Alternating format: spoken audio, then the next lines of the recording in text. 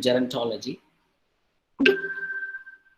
Earlier, this gerontology was considered to be one of the disciplines which pertains to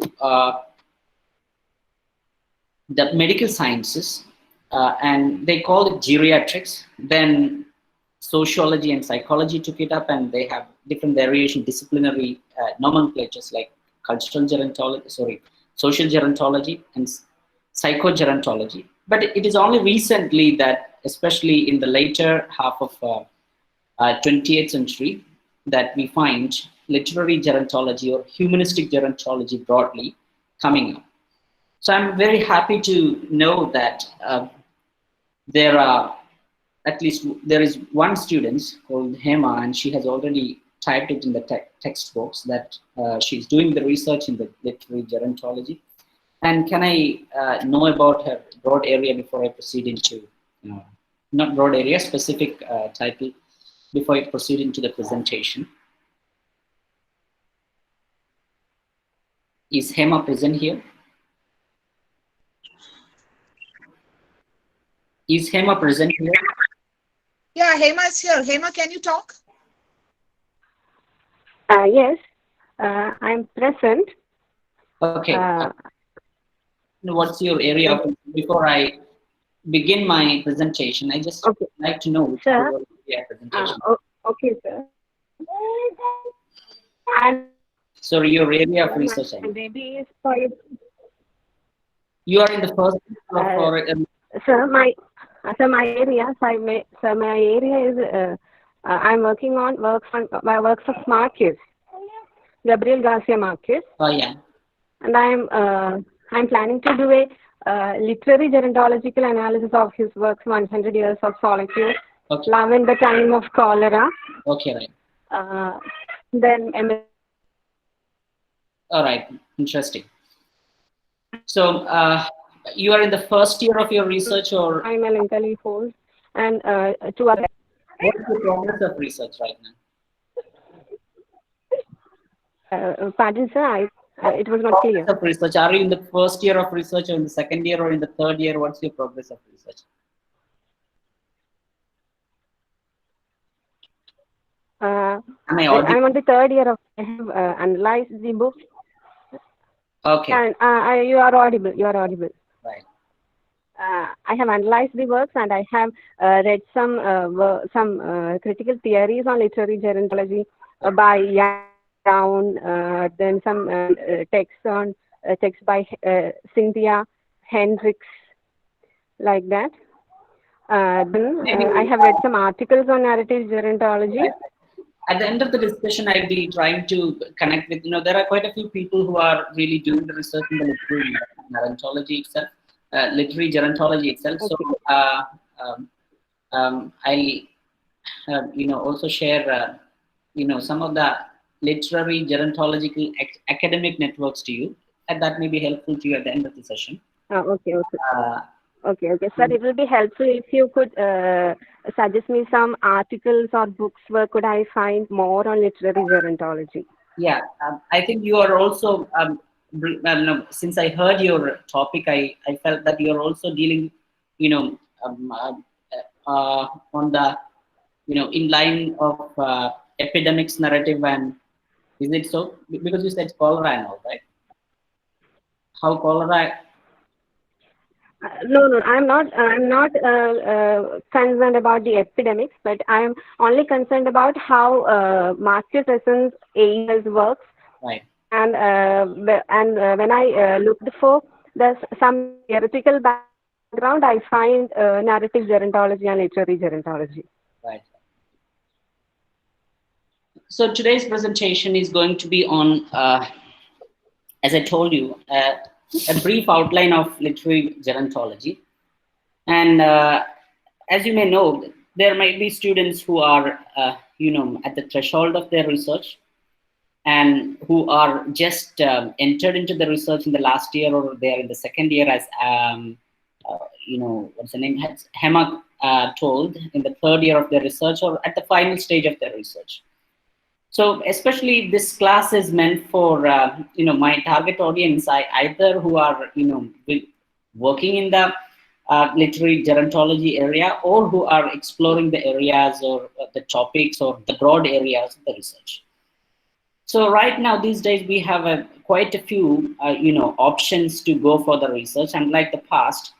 And the literary departments, especially the departments of English in the country, has broadened their horizons, and they are actually quite accommodative of most of the interdisciplinary, multidisciplinary areas. And this is a time when we find a kind of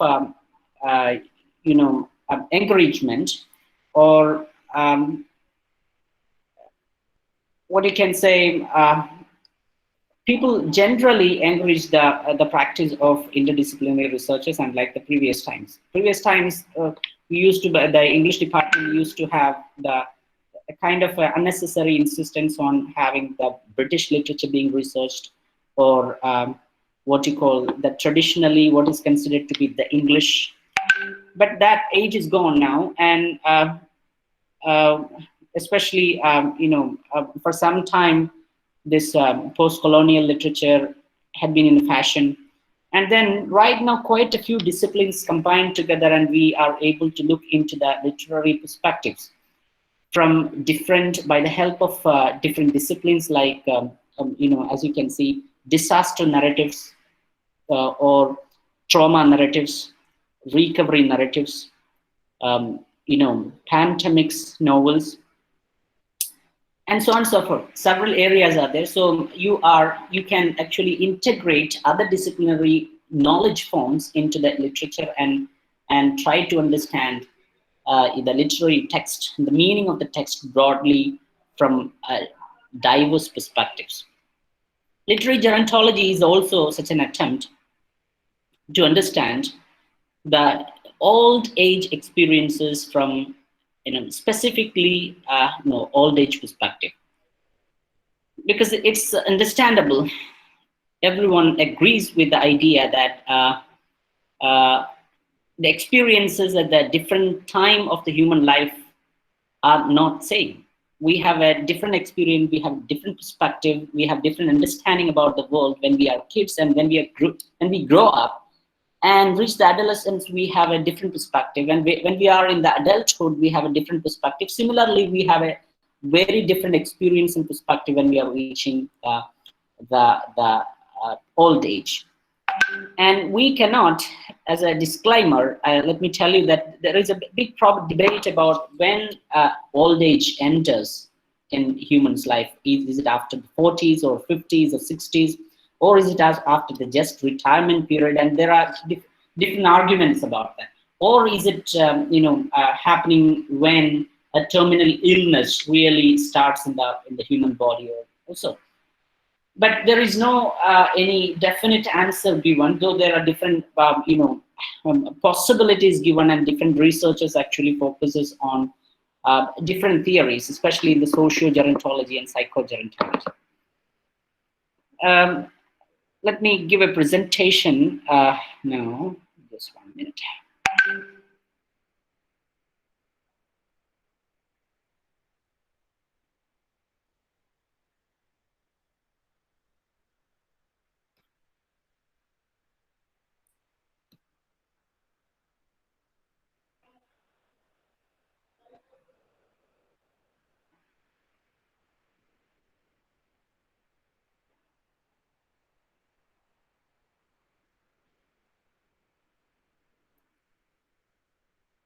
Can you see this screen? Yes. Okay. So this is actually a slide, a presentation I prepared for another purpose. I'll be using the, these slides, which were useful slides from this. It's actually, let me begin the presentation with a quoting from Ingrid Bergman. Very interesting quote. Getting all these like climbing a mountain, and you get a little out of breath, but the view is much better. It's actually the quotation. Ingrid Bergman gives a very optimistic perspective of old age, and he says that as we have reached at the end of our journey, or at the top of the ladder, we have a very wise and deep view about the world, and our perspective should be, the standard of the life. So this is a acknowledgement of the old age and the old age wisdom and all, but that is not the case often in most of the literary narratives. Literary narratives sometimes give you a very negative picture of the person. Sometimes it speaks about the decline, it speaks about the suffering, it speaks about the segregation, it speaks about the separation, it speaks about the loneliness or alienation and many other negative aspects of the old age. But the reason why I brought this quotation here is actually, as our body ages and our body decays, and as Ingrid Bergman rightly says, there are lots of theories coming up that the spirit actually gets enlightened and you become wiser and wiser. So this is one of the idea of the positive gerontology or the positive aging that we can see in the narrative gerontology. So what is narrative gerontology now? Let me have a brief discussion about narrative gerontology. Narrative gerontology is a study of narratives to explore the experiences of aging, old age, and old people. And narrative gerontology is actually a branch of humanistic gerontology.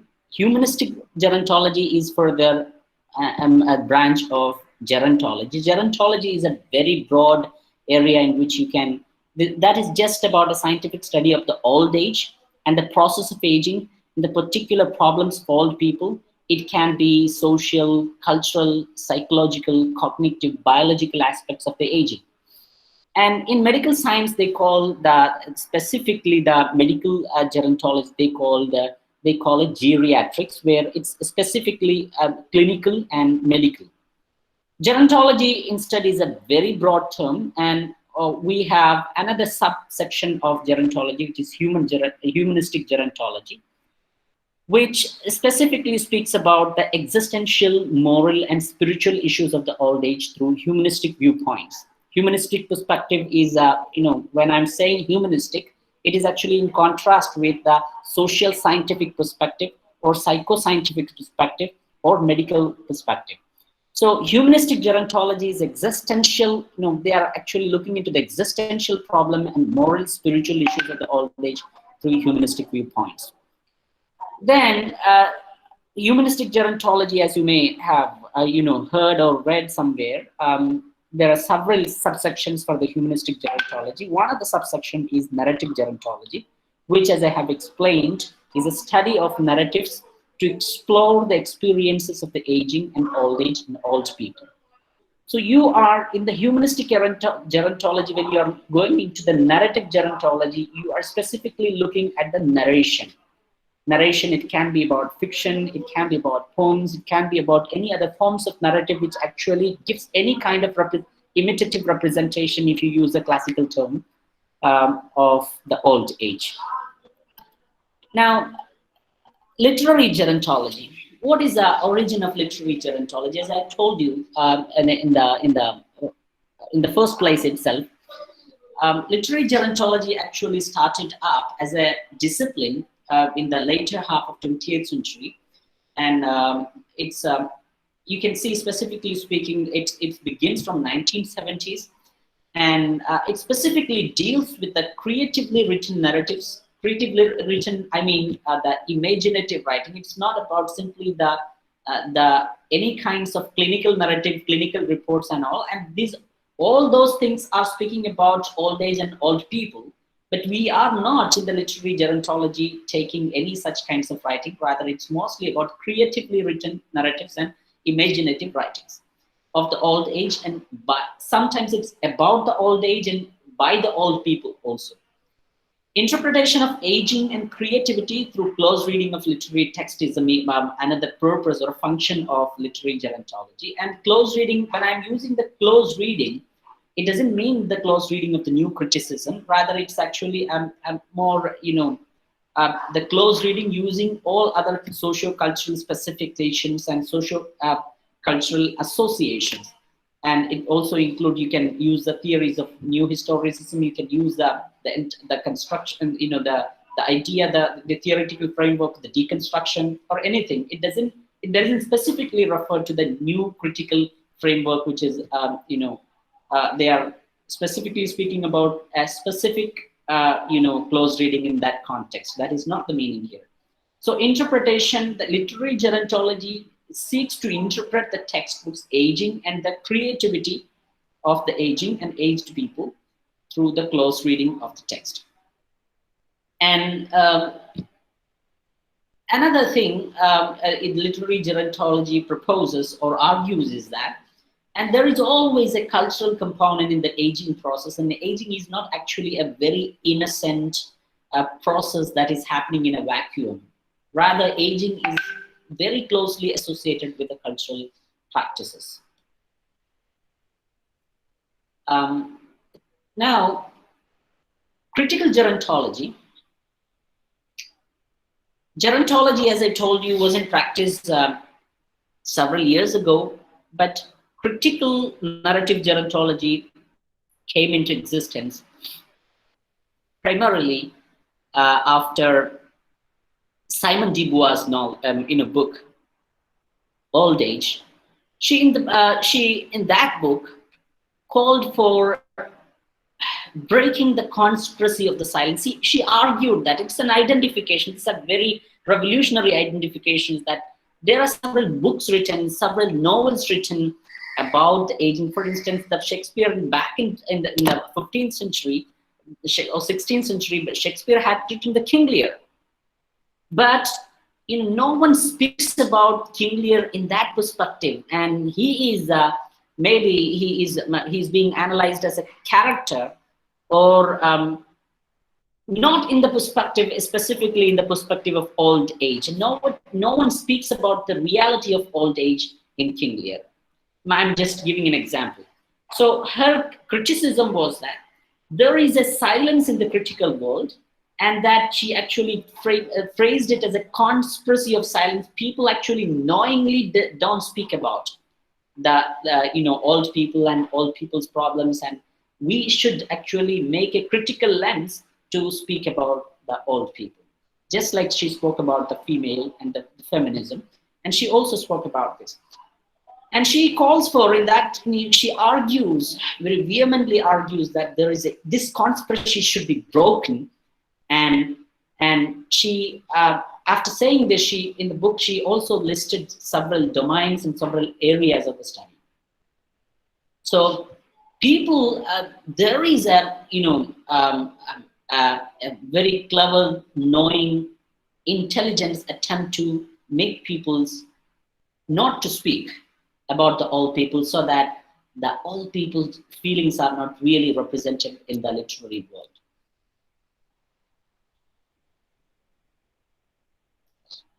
So Beauvoir's proposal was this. In the book, Beauvoir proposed this: old age is considered to be as other components. They are not part of the majority community, and it's being treated. The old age is being treated as an other phenomenon. And when it's seen from the outside, the notion of aging is a decline. And most of the books, most of the literature focuses this idea of decline, and it is seldom taken positively. So this otherness of, as you can see in many of the literary critical theories, this otherness comes up. In the post-colonial studies, this otherness we discuss, and in the feminism we discuss, and in the racial theory we discuss. And in the same way, she argues that this otherization happens even in the old age. And that second idea that she proposed was the notion that age is not solely biological, but also cultural fact. This one I told you.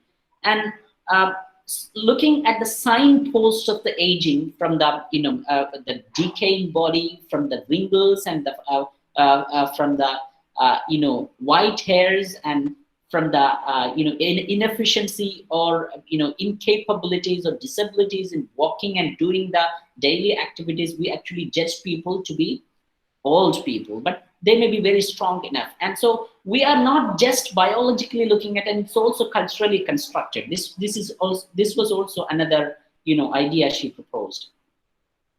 And she also proposed that disgust aroused by the evidence of sexuality in the old age, especially in the woman, and this, overemphasis to the sexuality and beauty and the body and all these things actually, very badly impact the existence of especially the women in the old age. And another thing that she puts forth is distinction between the inner feeling and outer appearance. And this is actually closely related with all three ideas that I have discussed in the above ideas.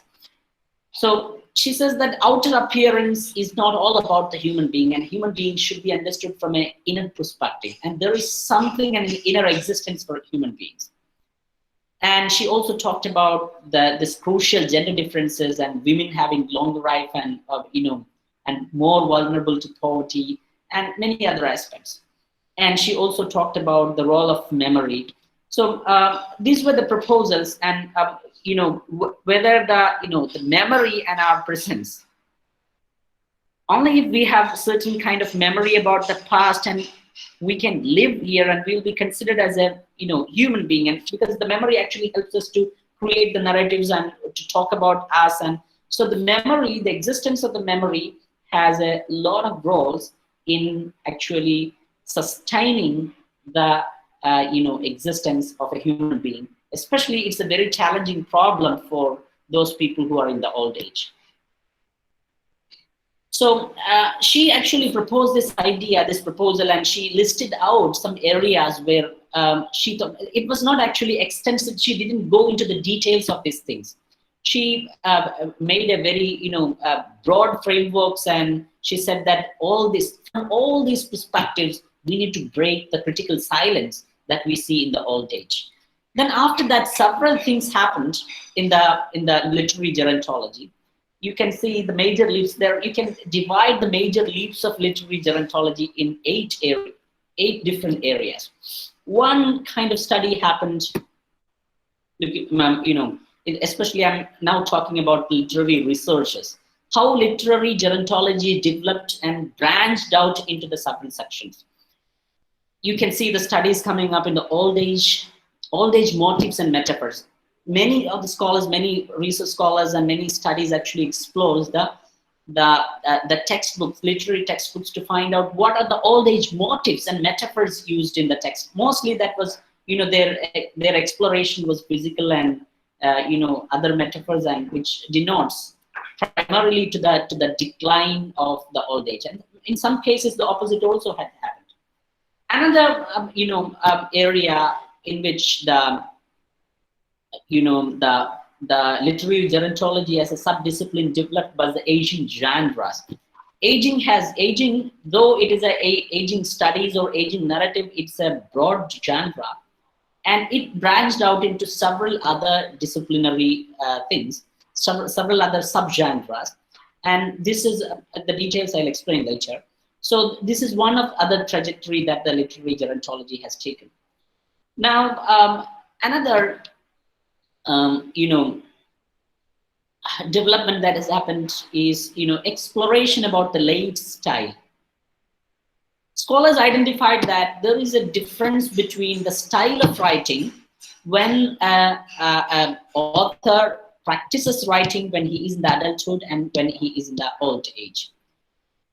For instance, often we discuss when Shakespeare was young and when he wrote about the books when he was not old enough. That is, his style is different from when he wrote The Tempest. Tempest has a very wise and very deep. Sometimes it's being discussed in that direction also. In the same way, some scholars argued that there is a difference in person's life. When he is writing in the old age and when he is writing in the adulthood. And they wanted to make a classification that it is a stylistic difference, and they call it a late style. Late style means the style of old people. So this is one area in which the literary gerontology has taken a leap into. Now, another study, actually, it's a kind of a longitudinal study, which is they call life writing. It's like a biography or autobiography, but not exactly the autobiography, but looking the life from a very holistic perspective, and finding the output of the old age, or finding the realities of the old age from a introspective or retrospective perspectives. So all the things that has happened in the childhood, in the adolescence, in the in the post-marital life, in some cases widowhood, and the struggle, and the mid adulthood, and all this life actually has all these parts of life have impact in the way the old age is being experienced by the old people. So they actually takes the old age or literary narratives from a very longitudinal perspective, and for that they use the life writing. And next area that they have taken is, as you may be knowing, the gender differences and experiential differences of aging according to the genders. And the argument is that sometimes because of the cultural or the societal or the psychological or the environmental issues, the woman and man are aging differently. Man age differently and woman age differently, and sometimes why it is happening, and whether it is cultural, whether it's constructed or not, and these kinds of discussion goes on. This is gender and aging. This is another area, sub-area to which this literary gerontology has taken its direction. Then, as you can see in most of other things, sometimes the studies actually focuses on not exactly on the gender or the longitudinal perspective or the style of writing or the genre of writing, not even on the more, metaphors. They actually want to connect with the historical and cross-cultural. So they argue that the culture and the historical context really has a say in how people become old and how people experience their old age. So this is another area of their discussion. And another area of discussion is use and abuse of aging literature. This is a very interesting aspect, use and abuse of aging literature. There are certain narratives which are used in the clinical settings.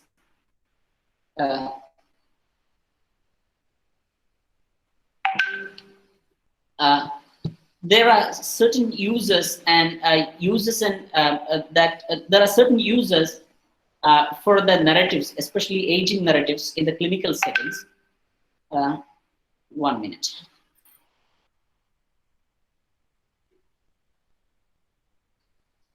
Sir, can you connect this screen, sir? Hey, sir.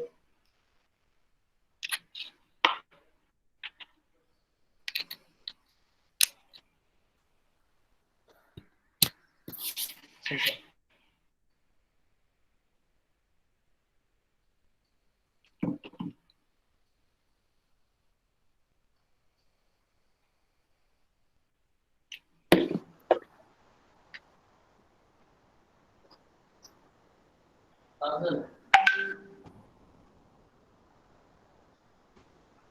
Is it okay? Yes, it's okay. I've just a disturbance icon. Okay.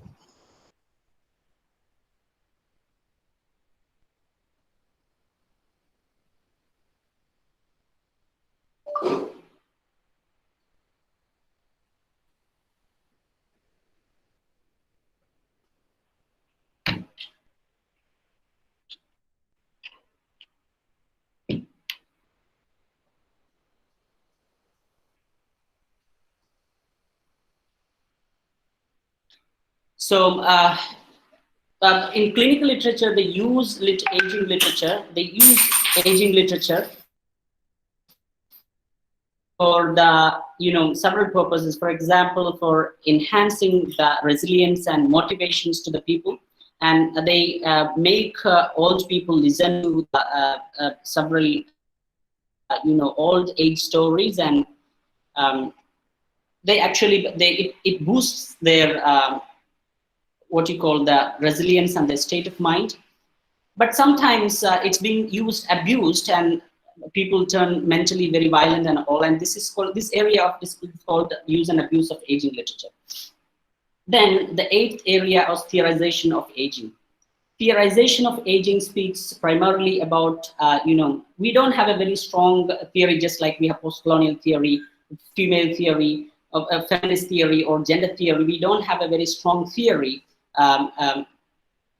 about this, aging. But there is a direction, there is a leap, a kind of direction that these aging narratives have taken.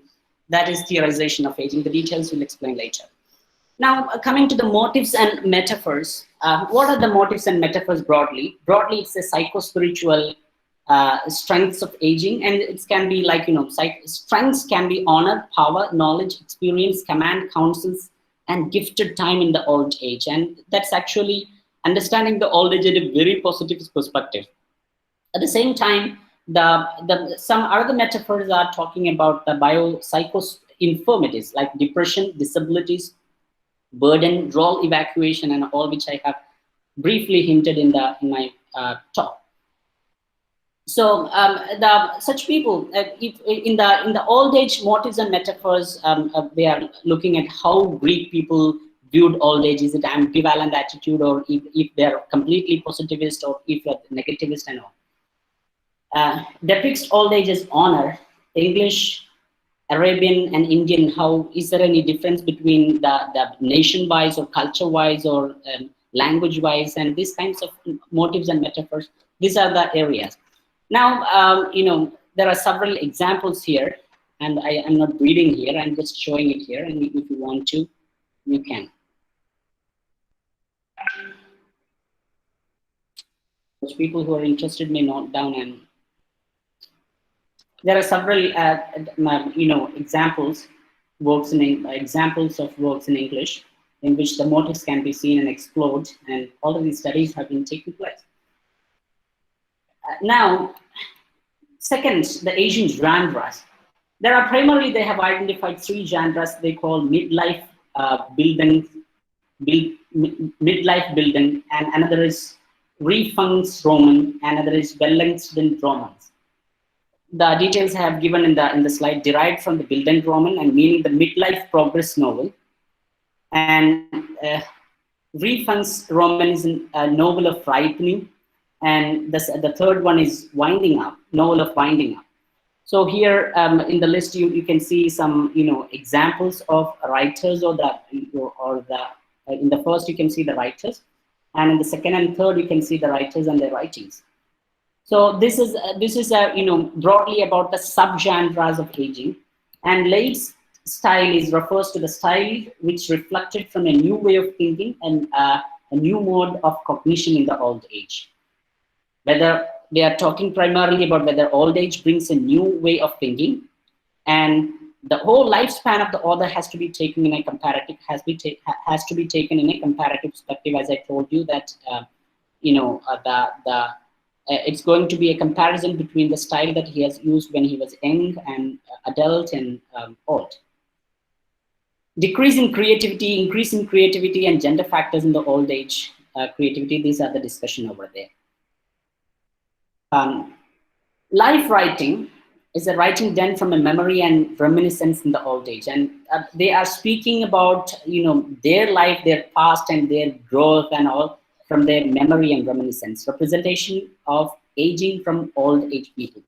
There is it has a subgenre, memoir of a parent, and we have examples here for the life writings. You want to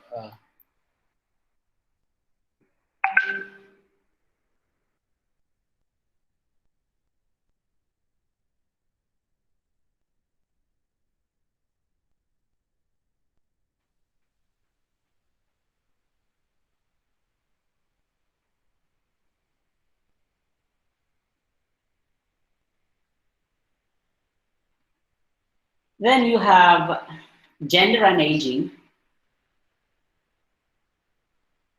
Gender and aging is another area. Here we have some examples of gender and aging, and I told you that it's going to be a very, I cannot speak about this in detail because this is a very vast area. Not only this, each section's trajectories are very vast, and so I'm just giving you the hints or the directions to those areas. Gendered aging, visibility and invisibility issues, female culture of aging, and second wave feminism and how it relates to the old age. Here are certain references that you can use to look into these issues.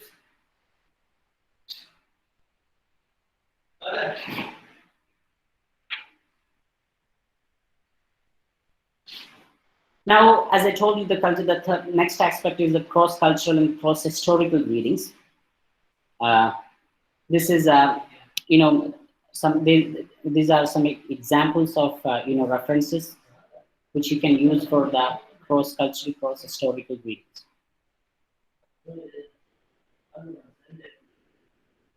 Use and abuses of uses, how literature has been used as a, I told you literature had been used, aging narratives has been used as a, sometimes positively and sometimes negatively, or uses and misuses. What are they? As case studies, they use literature as evidences of theoretical model they use, as an inspiration and consolation from the old people they use, as aids to empathy and understanding for those who work with them they use, as practical model of coping and resilience, as clinical and caring devices they use. And also misuses text used from the different cultural contexts without considering the individual needs. And extrapolated text report. These things, sometimes some textbooks are taken in parts and they sometimes have negative impact on the audience. This is another area. Now, theorization of aging, postmodernist, post-structuralist, feminist, identity, gender, sexuality, body, mind, ethnicity, race, theoretical foundations are widely used in critical gerontology. But specifically, exclusively, are these parameters sufficient or not? This is what they are looking at. So literary gerontology, one of the scholars in the literary gerontology, she has argued literary gerontology is not rich in theory, demands a stronger and self-styled literary theory.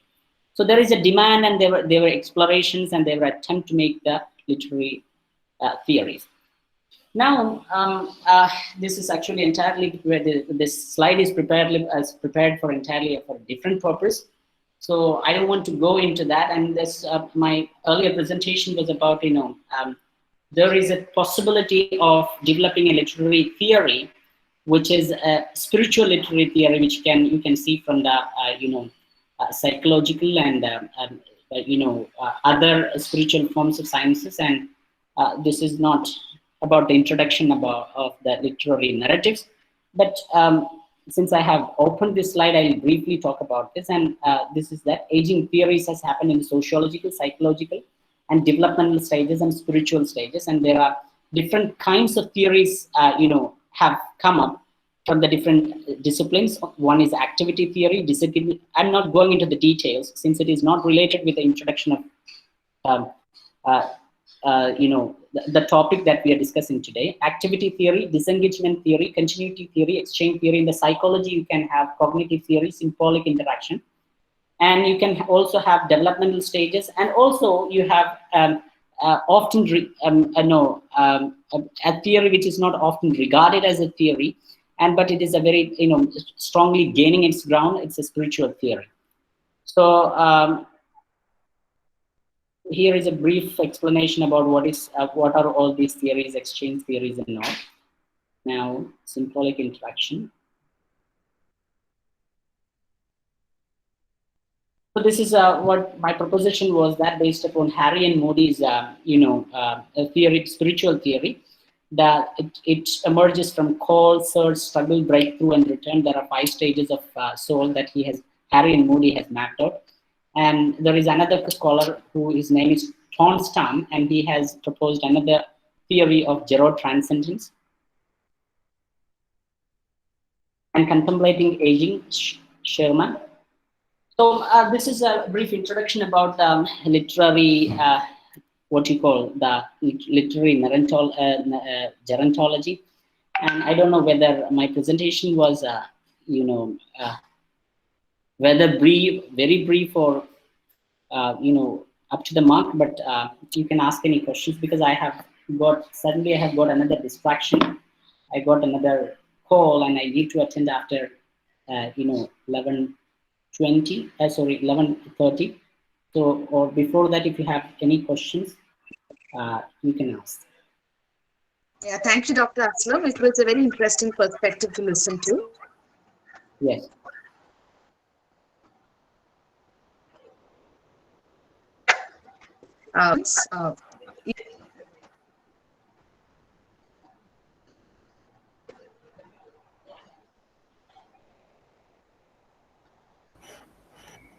Hello, Doctor. I mean, are you a PhD holder? I addressed you as Dr. Muhammed Aslam.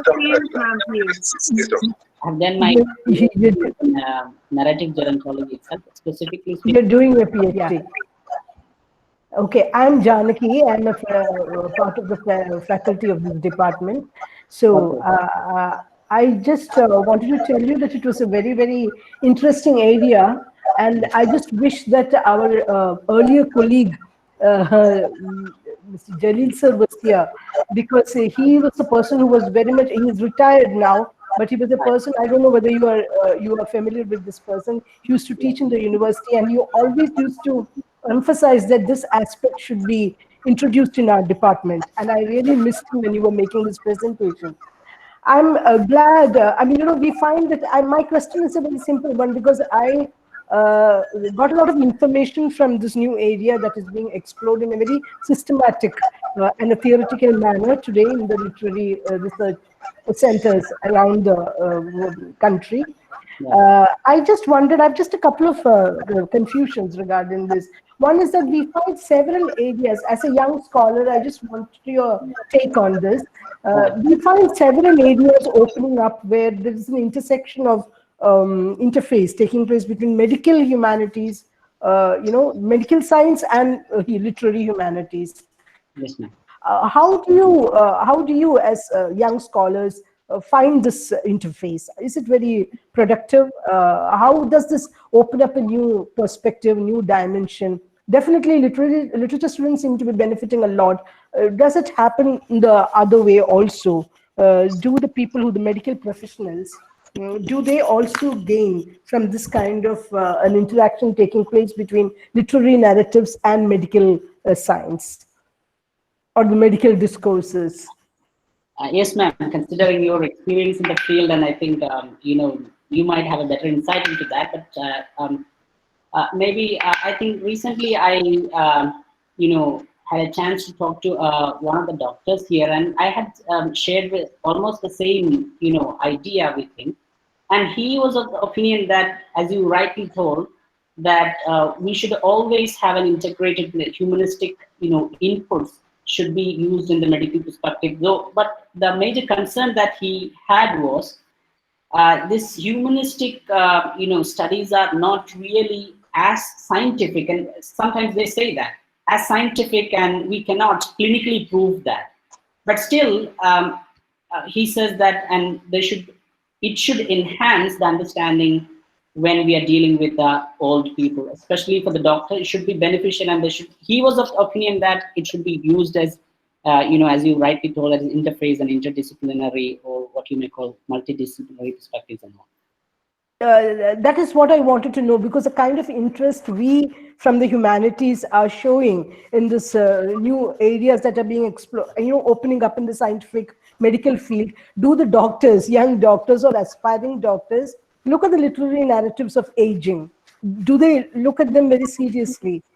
Do they read them seriously and factor in those observations or those reading experiences when they treat older people? Do they really factor in all that? I know that I know many doctors who are voracious readers. That's a different thing altogether. But do they take into account the kind of inputs and perspectives that emerge from literary research? Right. And do they use them in the way they heal or they treat? whichever word is suitable for the time being. Yeah. That's what I'm confused about, because this is becoming a very, very, very popular area. Either it is aging or it is some disease related. I have so many students I come across working on cancer diaries, cancer narratives of diseases, etc., illness. So I'm just confused about this. I just wanted to ask you this. I'm sure there will be other questions also. So then thank you for your response. Okay, okay, ma'am. That was an interesting suggestion. Yeah, thank you. Hello, Dr. Aslam. So can I ask you a question? All right. Yes, yes. Hema, do you want to ask, or because I just... If you want to ask, sir, you can. Hello, I Dr. will Aslam. wait. Okay, it's up to you. Okay, just one question. Okay, Mr. Aslam, Dr. Aslam. The thing is that, you talked about the representation of, old age people. I'm a faculty here, okay? Umar Tasneem is my name. Right. So the thing is that, what has struck me, like, Shakespeare gives both the pictures. Right. I think in Shakespeare, for example, one of Shakespeare's, famous court ends with the lines, "Age I do abhor thee, youth I do adore thee." Right. And another of his quote ends something like, "An old fool is twice a baby." Not exact quotations, okay? I'm just quoting from memory. "An old fool and twice a baby." Then somewhere else, I think in King Lear, there was somebody saying, "Old men are twice babies and should be used as checks with flatteries." So in Shakespeare, you have this very much negative kind of representation of old age. But I think Bernard Shaw gives a more positive response, a positive view of old age, because Bernard Shaw wrote some of his best plays when he was in his 90s. Right. And there's an instance, when Bernard Shaw was interviewed on his 90th birthday by a young journalist, and the young journalist said that, "Hope I will be able to interview on your 100th birthday as well." Bernard Shaw immediately shot back asking, "Are you seriously ill?" Because he is not going to die. If the journalist is going to die, that's something else. That was what he meant. Are you seriously ill? So those both kinds of representations are there. Now, what I find your paper was really enlightening in that sense. These days what I see, especially in Kerala, is there's a lot of ageism. It's becoming rampant, especially in the during the COVID crisis. When I remember the other day, some people they were talking about, there was an age person passing by, he was wearing the mask and everything, but they were saying,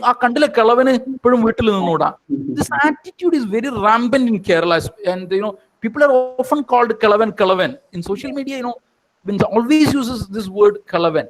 So of course, the kind of theorizing, the kind of representations of old age, starting from Shakespeare onwards, has not been very positive, I think, and literature actually has contributed to this, is what I think. So it's just my opinion, nothing like about gerontology things like. But I think old people are always, as you said, considered outsiders. Yeah. And as people who are not supposed to be here. For people like you who are about to be old age or are in the threshold of old age, this, of course, was an illuminating talk. Thank you for that. Thank you, sir. Sir, can I ask you now? Yes, So while I was reading so many articles on gerontology, and while I'm looking for some theory, some literary gerontological theory that I could apply for my text, all the thing that I came across was some social gerontological theories, like the thing you have mentioned, the activity theory and the disengagement theory. So I'm asking you, can I apply those theories to my my area of research, to the literary text? And that was the point that I was trying to make in the last 8 points, that there is a need for developing a literary gerontological perspective. Whether it is, we develop it by combining the social, psychological, spiritual, gerontological perspectives and all, but we have a need for that. Several people are attempting that. Right now, almost all studies are actually, in an interdisciplinary mode, though that literary gerontological theory per se hasn't developed into it's a standalone entity. So we, the scholars, need to actually look more into that. But as of now, as far as I know, most of the studies have, for instance, in my studies, I have used, as you have rightly told, the psychological and philosophical and social theories, which speaks about the interdependence of old age and old people and adult people, old people and children, and this is how I looked into. We don't have a specific literary exclusive theory in that. In the same way, one other scholar has done MPhil in my own department, and she has mostly used this sociological theory. Right now, another scholar is doing in the same topic in the same department. So he is primarily focusing on the psychological and resilience and coping skills related theories, and he is using several resources. So as of now, as we have rightly observed, as of now the studies have mostly either they are grounding themselves into any other developed areas of cultural studies, social studies, or psychological studies, and using those theories, I think we should develop some what we call literary perspectives. And when I was studying for PhD, when I was presenting one day, one of the experts opined that we should develop a situated theory in the aging narrative, and we should not rely too much on the aging gerontology, which is topic like social and psychological. And we should have a situated theory, and which how and the suggestion is very good, but I haven't thought in detail about how it can be worked out. Right now, as you have asked the questions, maybe you can, in consultation with the other experts also, you can rely on the social psychological gerontologies, and as Janvi, if I'm not wrong, but name is not wrong, you can also use medical aspects, clinical aspects. Okay, can you?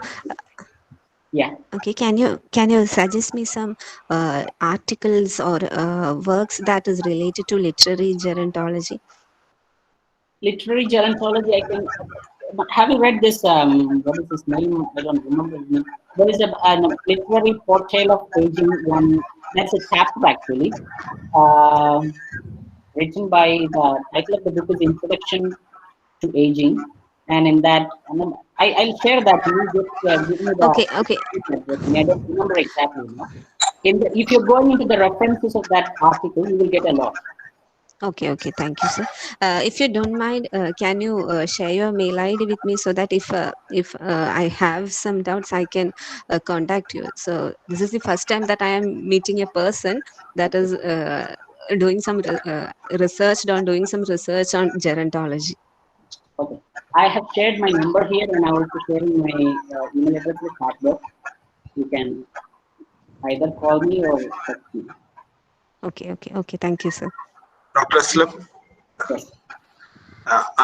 Can you see my presentation?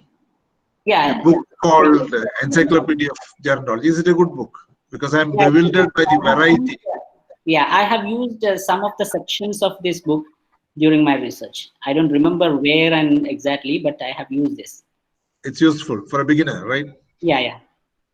Thank you. Because your variety was so bewildering, so I thought I should start at the beginning. Yeah, another thing occurred to me. Are there studies on gerontology in Malayalam related to literature that you are aware of? Anything? No, actually, the question is a very, I don't know how to answer this question. When I finished my PhD, some of my friends wanted to, give my award of PhD in the newspaper, and they called some people over here, and one was, a Malayalam expert from PSMO College, Malayalam teacher, and he writes well. So my friends asked him whether there is any serious study about the aging and all, and he was a little confused, and he said that I haven't found anything right now, and he was not able to translate the title that I was proposing, and my thesis title, which actually the press people needed a translation. So I gave him the aging narrative, the key term aging narrative, and he said that it's a little difficult right now. Let me give me 1 hour's time. I'll get back to you. Then he said,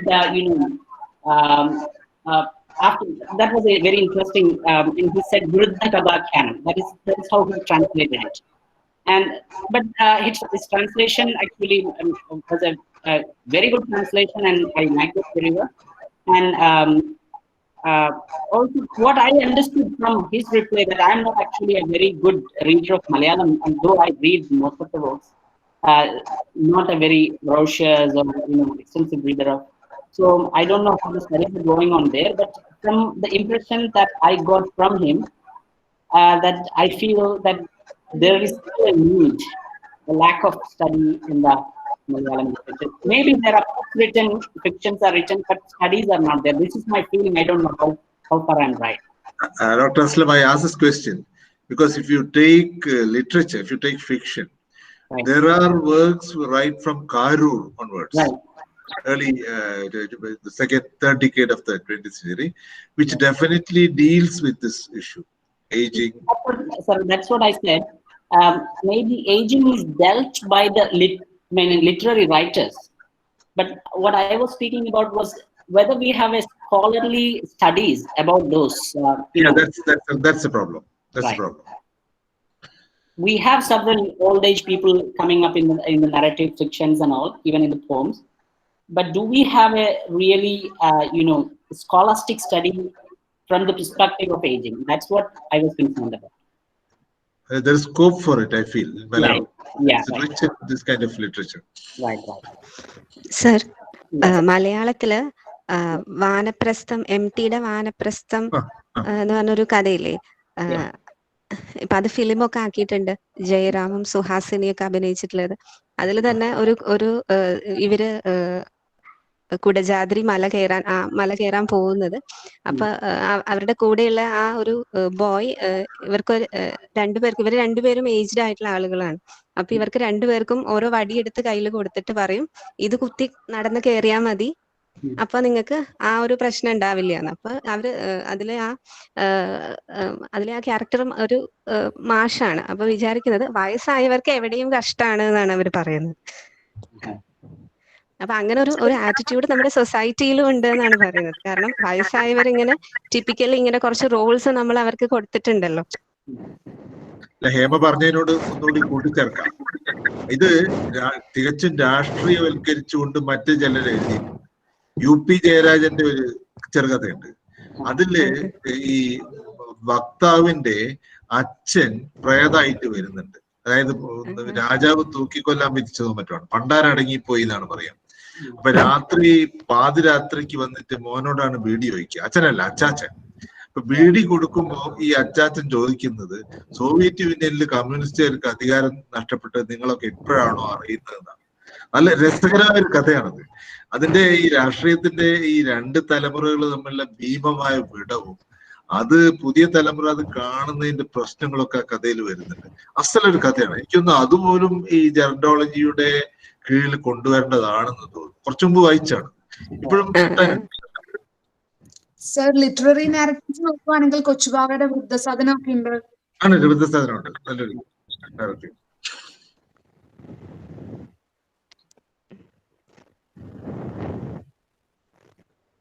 sir, ഞാൻ 11:30 ഒരാളോട് appointment ഉണ്ട്, എനിക്ക് leave ചെയ്യാമോ? Sorry for holding you. Okay, thank you, sir. We'll be getting back to you. I'm really sorry. I thought of staying back here till 12 o'clock, but in the middle I got a distraction. I gave him the time at 11:30, so I'm sorry. Really. We'll be getting back to you, Dr. Aslam. Anyway, so interesting. Okay, thank you, sir. Thank you. Okay, thank you, sir. It was very informative. That the first time that I am attending a talk or a seminar on gerontology, and I am extremely sad for some days that there are so many webinars going on gender, on so many other subjects, and I am extremely sad that no one is taking up this topic. But now I am very happy that I could get some information, some knowledge on literary gerontology. Thank you, sir. Thank you for the organizers. Thank you for the department. I'm extremely thankful. So as usual, this session is being recorded. It will be made available to all those who need it. Okay, okay, sir. If you could you share me that recorded Sure, version? sure. Okay. Okay, Sharif sir, so can I officially wind up? Yeah, please. Okay, so in absence of Dr. Aslam, I thank him for his dense and enlightening introduction that he offered to this very novel topic. And thank you everyone for your presence and keen listening. And thank you teachers for the productive discussions that you generated. So we'll meet again next week with another interesting session. Thank you. See you all.